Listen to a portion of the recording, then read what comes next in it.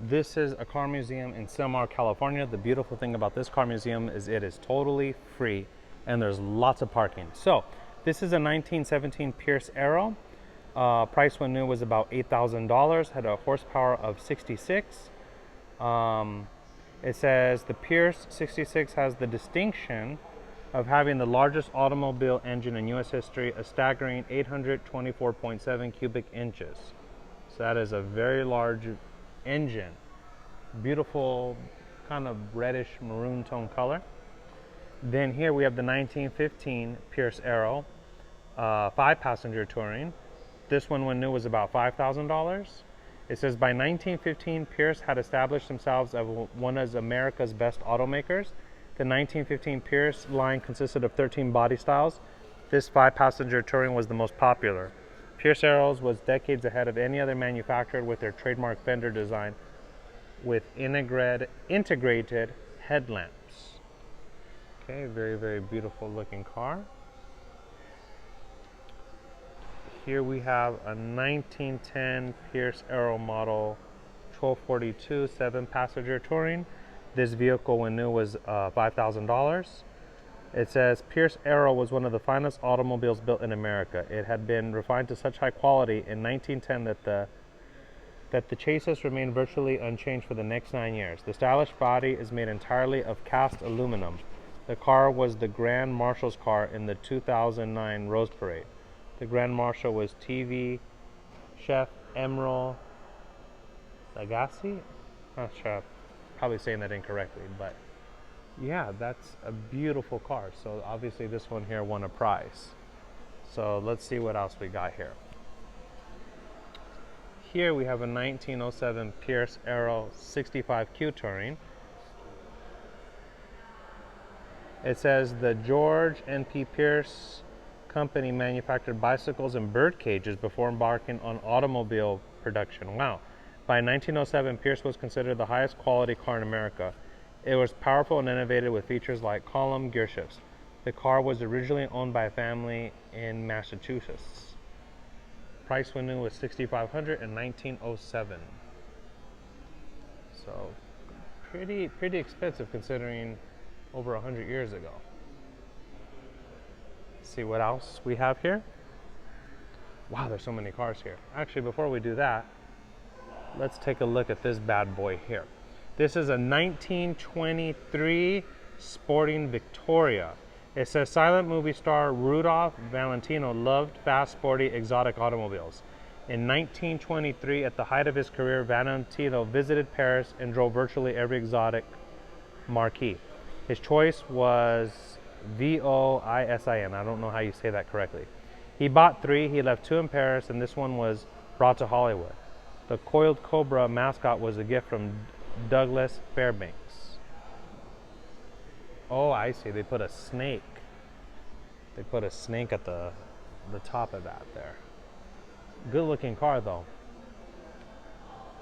Good looking car. All right. Let's see what this one is here.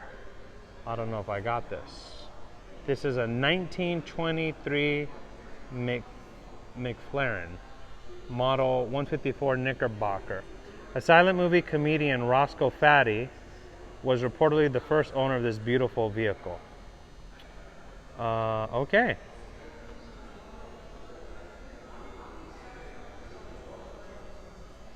Very, very beautiful car. Style is very nice. Very beautiful. Here is a 1914 Model B4 electric. This price when new was $2,000. Electric 80 volts. Wow, horsepower 80 volts. That's cool. So back in 1914, it says, I'm trying to read it. It says, Ranch and Lanch electric automobiles were quite easy to operate and efficient. However, internal combustion engine technology advancement at a faster pace than battery-powered electrics and basically doomed the electric car. Today's electric car technology has not advanced much beyond this 1914. Wow, that's very, very interesting. Okay, let's walk back. see what we can get here. So many cars, so little time. Like I said again, this museum is totally free, which makes it really, really cool. So you can literally spend quite a few hours here looking at vehicles, taking pictures. And it's cool, they allow you to take in cameras and things like that. Some places are can be kind of weird. 1906 Pope Toledo Touring. It says this car was $3,500 when new. It was built from 1904 to 1909. It was the star of Albert Pope's automobile empire. Okay, so yeah. Again, very, very good looking vehicle. And as you guys can see, we still got a long list of cars to look at. Please do not touch. No toque, por favor. Okay. 1907 Westinghouse House Model 40 Demi Limousine. When new, this car was $7,500. Were made by the French branch of the famous American electric company, Westinghouse. Okay. Very, very nice looking vehicle. Definitely this one has not been restored in any way, shape, or form. You can see the wear and tear. Okay, let's see. Ooh, this is nice. This is a nice car. Wow, this is nice. This is a 1910 Napier Model T24 Tourer. It was $3,200 when new. It says the engineering firm Napier & Son had a distinguished history dating back to 1808. Among their products were gun finishing, bullet making machinery, and machines for printing stamps and banknotes. In 1909, they entered into the automobile industry. By 1904, Napier produced the world's first commercially successful six-cylinder automobile. This Model T was powerful, smooth, and reliable. It's a very, very nice color as well. That is a very nice color. So let's see what else here. We have the 1911 Kermit the Frog? Huh, it says, known for its silent six, the Mustang was one of the quietest cars ever produced. It was extremely reliable. Stats show that over several years, the average repair expense, except tires and batteries, per 12,840 miles was only $36.41. Even in today's dollars, that's incredibly low figures. After restoration, the shop guys thought the color of the car reminded them of Kermit the Frog, and that is why Kermit the Frog sits on the radiator cap today. Oh, I see. I thought somehow that came like that. I was like, what a... I don't know if Kermit the Frog even existed in 1911, but maybe he did, not sure. But that is a really, really unique color. A very good looking car. All right. Ooh, this is nice. 1911 Pope Hartford Model W7 Passenger Touring. This car was about $3,600 when it came out. It says it was a product of colonial Albert Pope's empire, was refined and powerful. It featured a 4-speed transmission and innovative overhead valve engine. In spite of its looks, it was quite fast and the choice for police cars, ambulance, and fire wagons. This car was the mayor's car in the 2008 Pasadena Rose Parade. Really, really cool. Pasadena Rose Parade, very cool.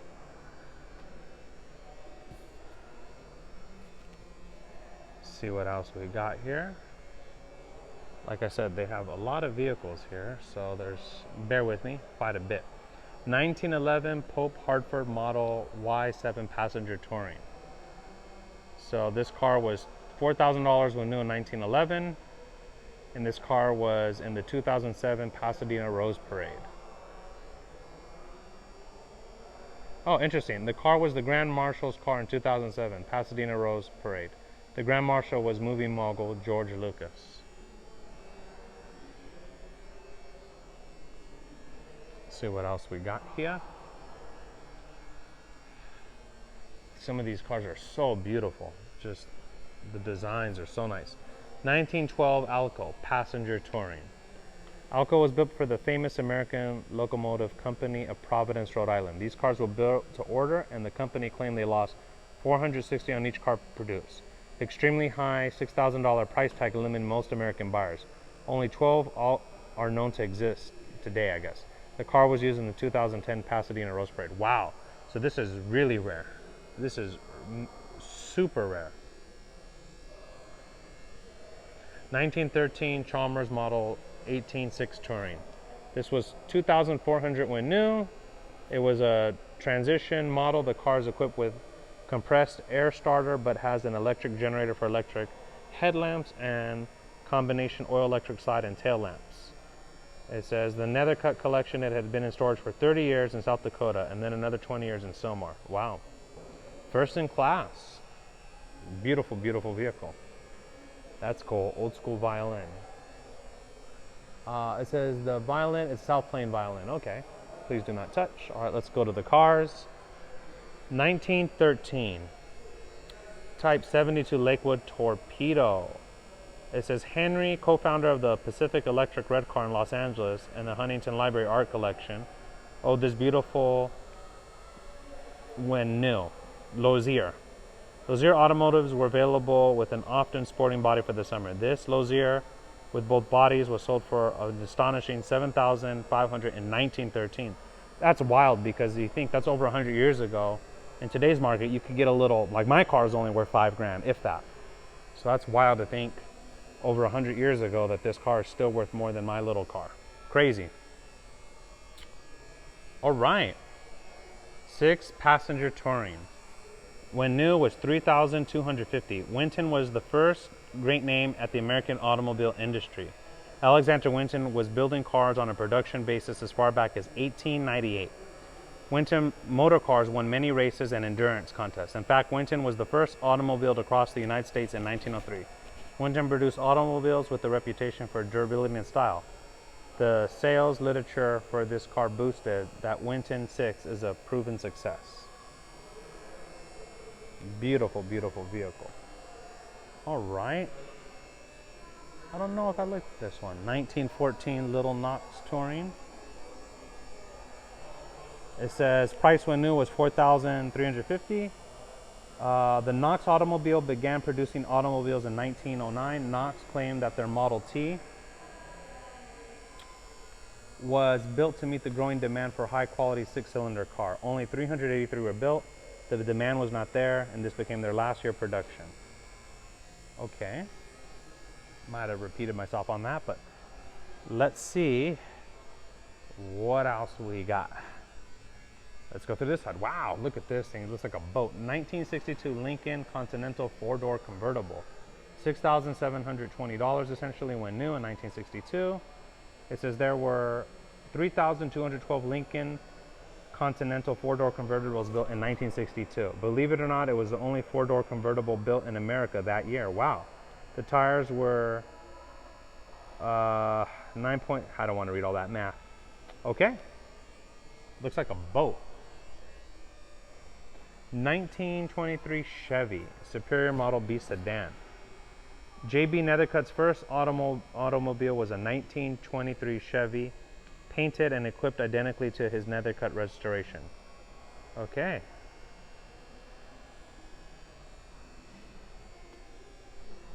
Beautiful, beautiful. 1910 Hudson Model 20 Touring. Hudson Model Car Company was founded in 1909, was created by Roy Chapin and financed by J.L. Hudson, head of Hudson Department, Stores of Detroit. Hudson was one of the first Americans' most famous makes and endured until 1957.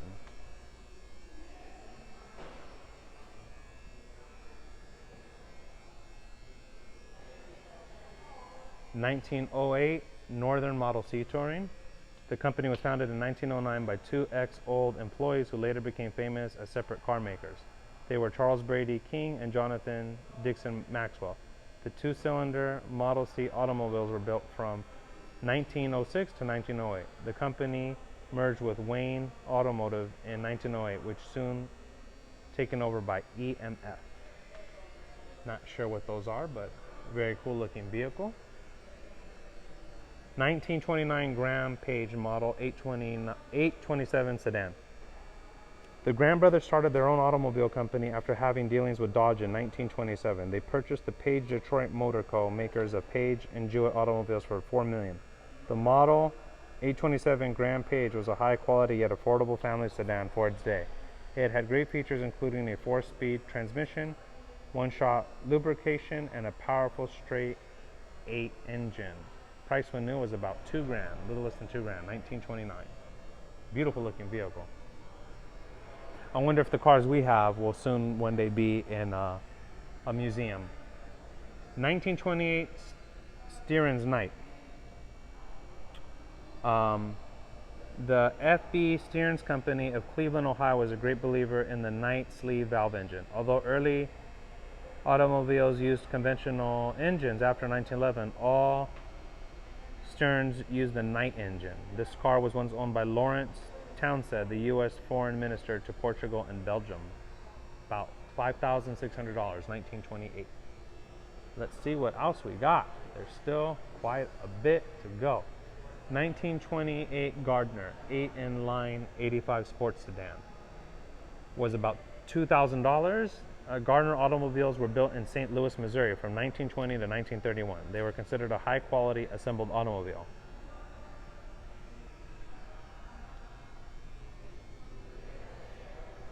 This is the 1925 Franklin Model 10C sedan. Price when new was about $2,850. These vehicles were built from 1902 to 1934. Before the advent of the Volkswagen, they were considered the best-known American air-cooled car.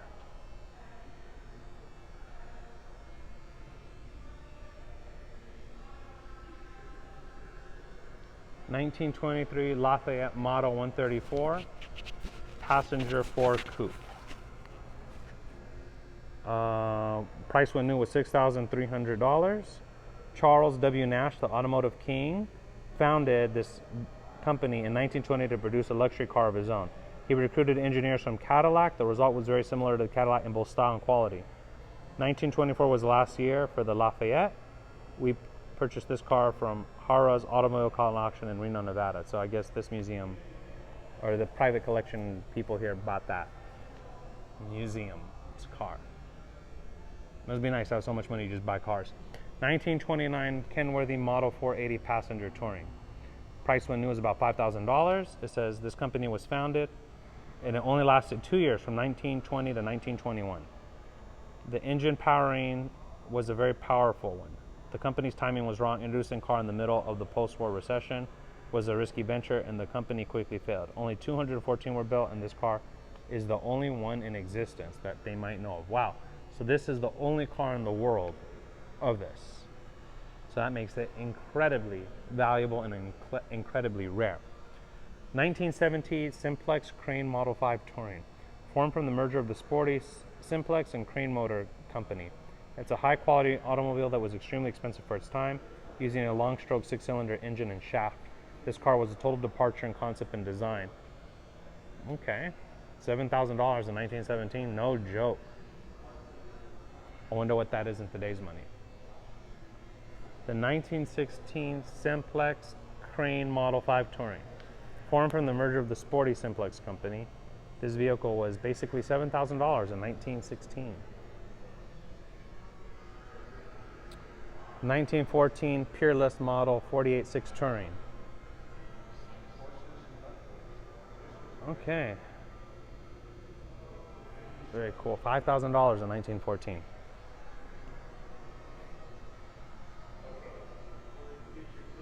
1914 American Model 644 Underslung Touring. The underslung lowered the overall profile of the American a full 10 inches, which gave it an AC nimble appearance. Designer Fred accomplished underslung look by turning the frame upside down and the mounting the springs above the axle. I see. So it was kind of a, I guess, a new concept for its time. So yeah, there we go.